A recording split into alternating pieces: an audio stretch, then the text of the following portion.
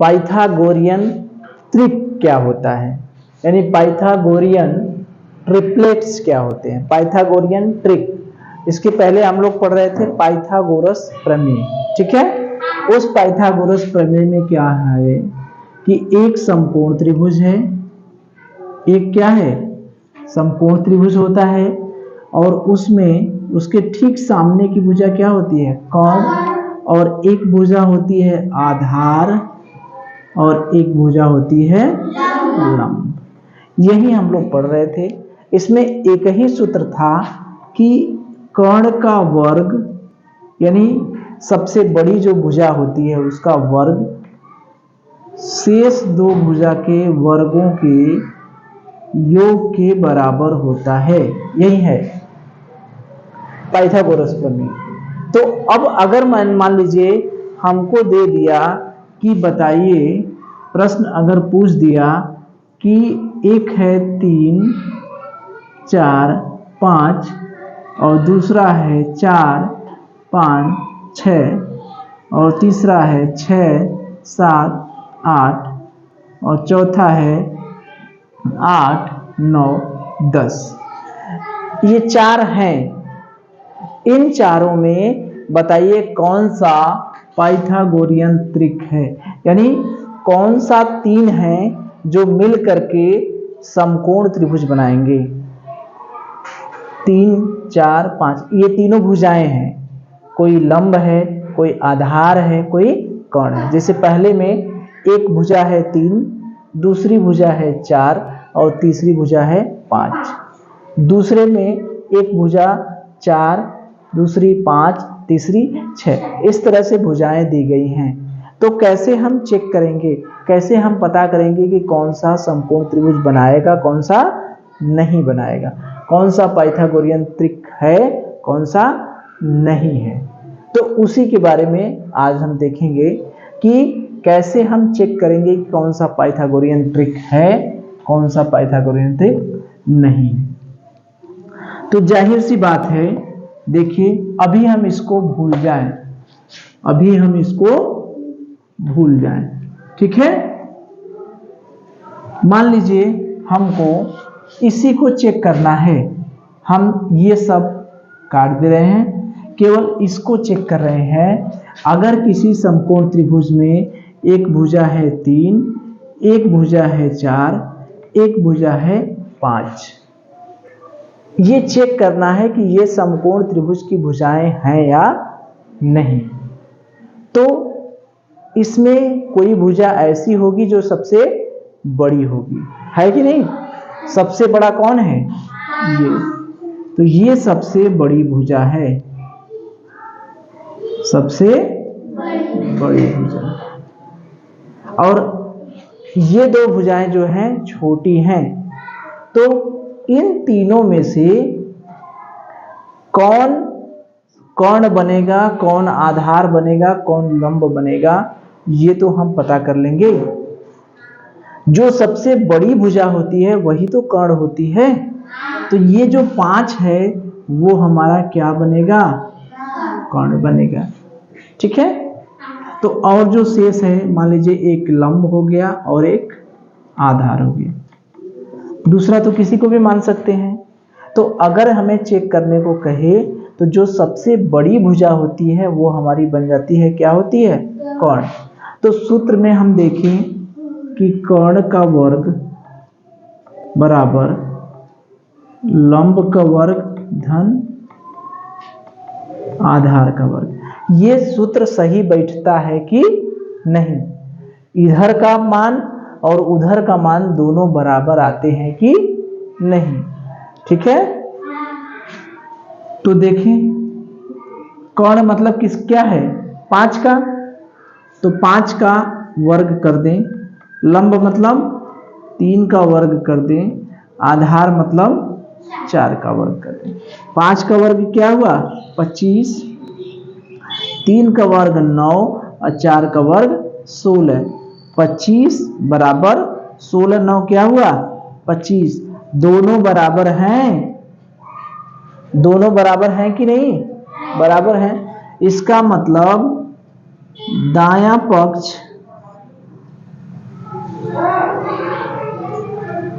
बायां पक्ष बराबर दायां पक्ष, ठीक है। लेफ्ट हैंड साइड बराबर राइट हैंड साइड।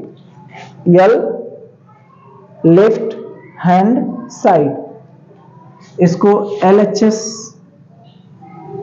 का मतलब है लेफ्ट हैंड साइड, RHS मतलब राइट हैंड साइड। यानी बायां पक्ष और दायां पक्ष दोनों क्या हैं? बराबर। तो बायां पक्ष और दायां पक्ष दोनों क्या हैं? बराबर। यानी इधर वाला मान और उधर वाला मान दोनों हमने क्या किया? बराबर हो गए। तो बराबर हो गए तो इसका मतलब ये क्या है? ये जो भुजाएं दी गई हैं ये पाइथागोरियन त्रिक है कि नहीं? अगर बराबर नहीं होती तब क्या होता? पाइथागोरियन त्रिक नहीं होता। जैसे दूसरा देखिए, ये समझ में आया? जैसे हमें चेक करना है कि 3, 4, 5 ये तीनों पाइथागोरियन त्रिक है या नहीं, या हम सीधी भाषा में कहें कि क्या 3, 4, 5 समकोण त्रिभुज की भुजाएं हैं, इसको कहें, या ऐसे कहें कि समकोण त्रिभुज की भुजाएं हैं, ये सब भुजाएं हैं। तो क्या करेंगे? जो सबसे बड़ा रहेगा उसको क्या मान लेंगे? कर्ण, और जो दो बचेंगे उसमें से एक को लंब, एक को आधार। हमारे पास पता है कर्ण का वर्ग बराबर लंब का वर्ग धन आधार का वर्ग।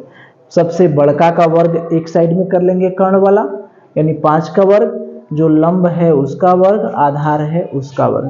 दोनों को जोड़ दिए, अगर दोनों बराबर हैं, दायां पक्ष और बायां पक्ष बराबर हैं, तो इसका मतलब ये तीनों के समकोण त्रिभुज की भुजाएं हैं। अगर बराबर नहीं हैं तो भुजाएं नहीं है। पाइथागोरियन त्रिक है। अगर दायां पक्ष और बायां पक्ष बराबर है तो पाइथागोरियन त्रिक है, और बराबर नहीं है तो पाइथागोरियन त्रिक नहीं। ठीक है। अब इसका चेक किया जाए। इसको तो हमने चेक कर लिया, सही है, ठीक। अब इसको चेक किया जाए। किसको? 4, 5, 6 को। 4, 5, 6 को। इधर हो गया 4, इधर हो गया 5 और इधर हो गया 6। तो जो सबसे बड़ी भुजा होगी वही तो कर्ण बनेगी। तो इसमें 6 क्या बना? कर्ण। तो इधर क्या होगा? 6 का वर्ग, लंब क्या है? 4, 4 का वर्ग, आधार क्या है? 5, 5 का वर्ग। 6 का वर्ग करेंगे क्या होगा? 6 चाह के 36 बराबर 4 चौका 16 धन 25। 36 बराबर 16 और 25 क्या हुआ? 6, 5, 11 की 1, 3, 1, 4, 41। क्या दोनों बराबर हैं? नहीं। दोनों बराबर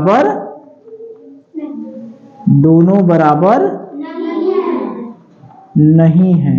यानी यल या एच बराबर लिख करके काट देंगे, यानी बराबर नहीं है।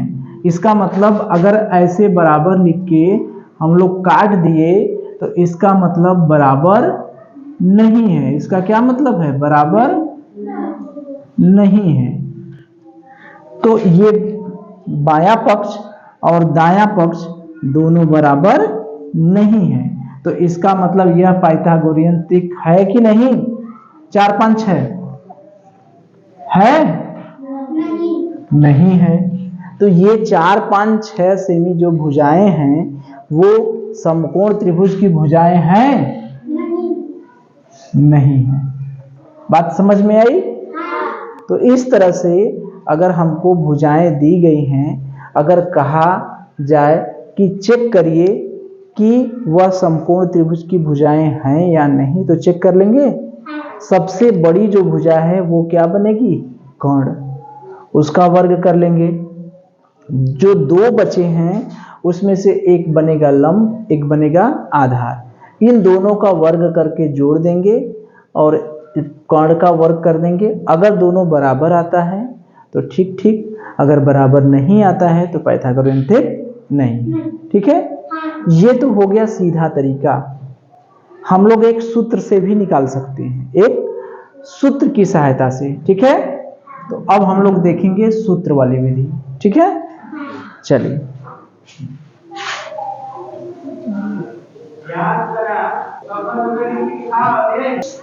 चलिए देखिए, कुछ लोग सोच रहे हैं कि सर कोई सूत्र से हम अगर ज्ञात कैसे करें। तो ये जो समकोण त्रिभुज की भुजाएं हैं, ठीक है, या तो इसके जो सामने की भुजा होती है वो होती है, समकोण के सामने की भुजा क्या होती है, कर्ण। एक होगा आधार और एक होगा लंब। सूत्र हमारे पास यही है, कर्ण का वर्ग बराबर लंब का वर्ग धन आधार का वर्ग ना। तो इसमें सबसे बड़ी जो भुजा है वो क्या है, कर्ण। सबसे बड़ी भुजा क्या है, कर्ण। यही सबसे बड़ी भुजा है, यही सबसे बड़ी भुजा, सबसे बड़ी यही है। तो अगर हम इस भुजा को, जैसे एक हो गया 2n, एक हो गया n स्क्वायर माइनस 1 और एक हो गया n स्क्वायर प्लस 1। ठीक है, अब देखिए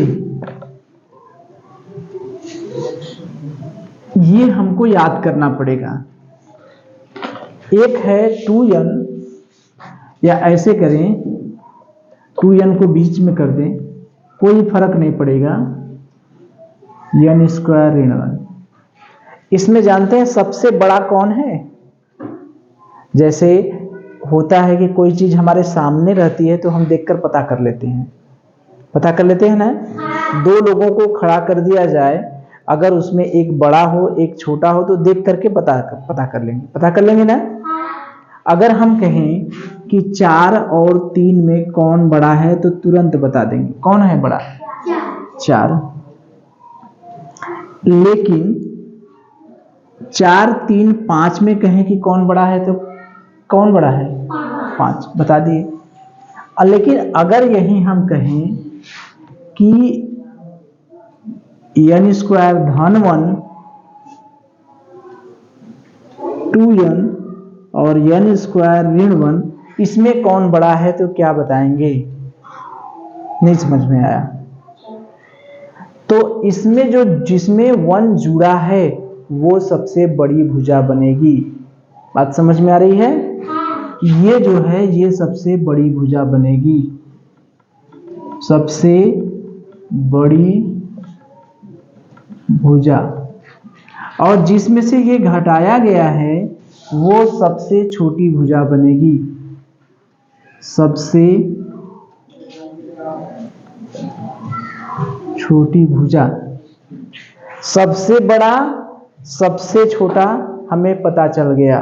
ठीक है, तो जो बचा वो कौन बचा, ये बीच वाला।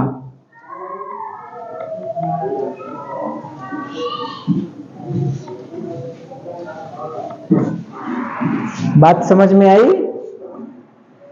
जैसे अगर हम कहें कि एक भुजा है 3, एक भुजा है 4, एक भुजा है 5, तो इन तीनों में कौन सबसे बड़ा है, कौन बड़ा है, 5। यानी ये 5 ये बनेगा, ठीक। सबसे छोटा कौन है, 3, तो ये बनेगा ये। ठीक है, बात समझ में आई। तो चेक करने का एक तरीका हमको ये है कि अगर हमको चेक करना हुआ 3, 4, 5, तो हम सबसे बड़ा या सबसे छोटा पता कर लें। सबसे बड़ा कौन है, 5, सबसे बड़ा कौन है 5। तो ये धन वाला बनेगा कि ऋण वाला बनेगा, धन वाला, यानी n स्क्वायर धन 1 बराबर यह है, इसको किसके बराबर कर दिए 5। अब इसको इधर ही रहने दें, एक को उधर ले दे जाए, 5 ऋण 1 n स्क्वायर बराबर 4। तो n का मान क्या हो गया 2, n का मान क्या हो गया 2। तो एक सबसे छोटी भुजा क्या होगी n स्क्वायर ऋण 1, यानी 2 स्क्वायर ऋण 1, यानी क्या हो गया 3। सबसे छोटका क्या होगा 3, बीच वाला क्या होगा 2n, यानी 2 में 2 का गुणा कर देंगे क्या होगा 4, ठीक है। और तीसरा क्या होगा, तीसरा तो 5 है, तो यानी एक हो गया 3, एक हो गया 4 और एक हो गया 5। तो ये समकोण त्रिभुज की भुजाएं हैं कि नहीं है, क्यों, क्योंकि ये तीनों इसको देखकर पता चल जाएगा। बात समझ में आ रही है। जैसे अगर हम कहें कि हमको चेक करना है कि 6, 8 और 10,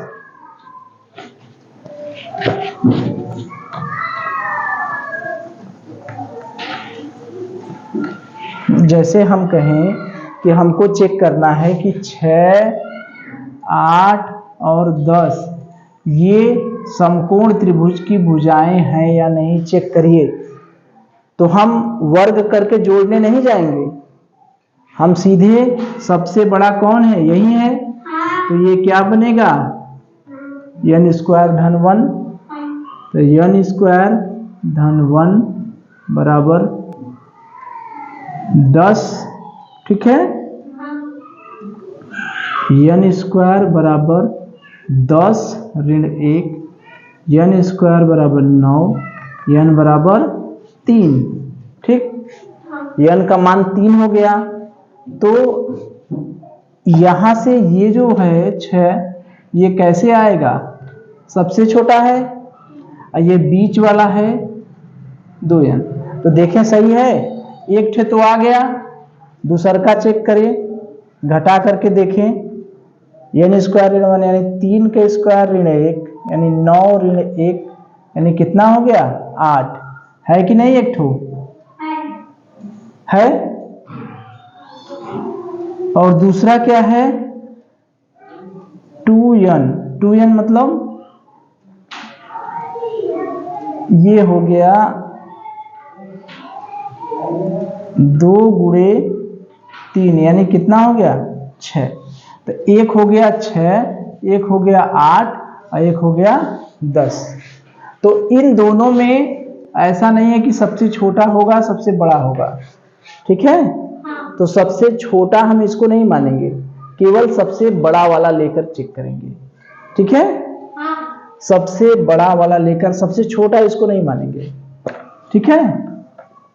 सबसे छोटा इसको नहीं मानेंगे, सबसे बड़ी भुजा लेकर हम n का मान निकाल लेंगे, फिर देखेंगे एक को घटा करके एक को दुगुना करके। तो ये तीनों भुजाएं हैं कि नहीं, तो इसका मतलब ये भी समकोण त्रिभुज की भुजाएं हैं। लेकिन यही 10 की जगह मान लीजिए हम 5, 6, 8 कर देते, तब क्या होता, 5, 6, 8, इसका चेक करना हुआ मान लीजिए।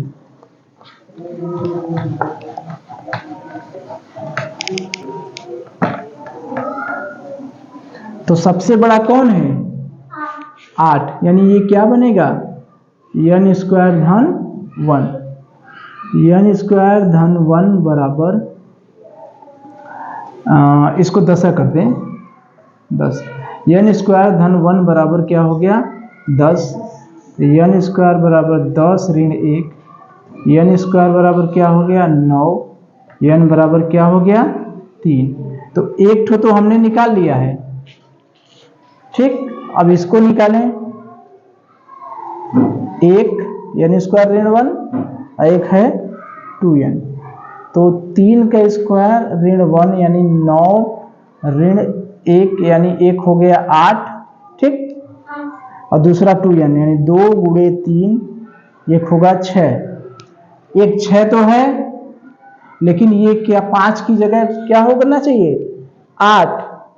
5 की जगह क्या होना चाहिए 8। लेकिन हमारी भुजा क्या क्या है 5 है, 6 है और 10 है। ये दिया है, ये दिया है, लेकिन हमारी भुजा एक 10 आ रही है, एक 6 आ रही है और तीसरी भुजा क्या आ रही है 8। तो 8 तो दिया नहीं है, तो इसका मतलब ये क्या है गलत है। बात समझ में आ रही है। तो हम इस तरह से भी चेक करके पता कर देंगे। जो सबसे बड़ी भुजा रहेगी उसको n स्क्वायर धन 1 के बराबर करके n का मान निकाल लेंगे। तो एक भुजा हमारी पता चल गई, और दूसरा n स्क्वायर ऋण 1 और दूसरा n 2 में n का गुणा करके यानी 2n, ठीक है। तो इस तरह से कुछ भुजाएं हैं जिसको याद कर लीजिए। जैसे कौन कौन समकोण त्रिभुज की भुजाएं बनेगी वो याद कर लीजिए, ठीक है। जैसे कौन कौन है, एक तो हम लोग देखा कि ये पहला 3 4 5, ठीक है। दूसरा इसमें 2 का गुणा कर देंगे 6 8 और 10, ठीक है। इस तरह से कुछ है 15 8 17, 15 8 17 और 24 10 26। ये सब जो है समकोण त्रिभुज की भुजाएं हैं, ठीक है। अगर एक भुजा हमारी दी गई है 26, एक भुजा दी गई है 10 और एक भुजा दी गई है 24, तो इसमें इसका वर्ग करेंगे तो इन दोनों वर्गों के योग के बराबर। ये याद कर लीजिए कौन कौन 3 4 5 समकोण त्रिभुज की भुजाएं हैं, ठीक। 6 8 10 2 का खाली पूरा करना, 3 दूनी 6 4 दूनी 8 5 दूनी 10, तो इन दोनों को याद करने की जरूरत नहीं है, ठीक। 15 8 17 और 24 10 26 इन्हीं दोनों को याद करना है, ठीक है। 15 8 17 और 24 10 26 ये सब समकोण त्रिभुज की क्या हैं भुजाएं हैं। इसके अलावा अगर दूसरा कोई देता है तो नहीं होगा, ठीक है। चलिए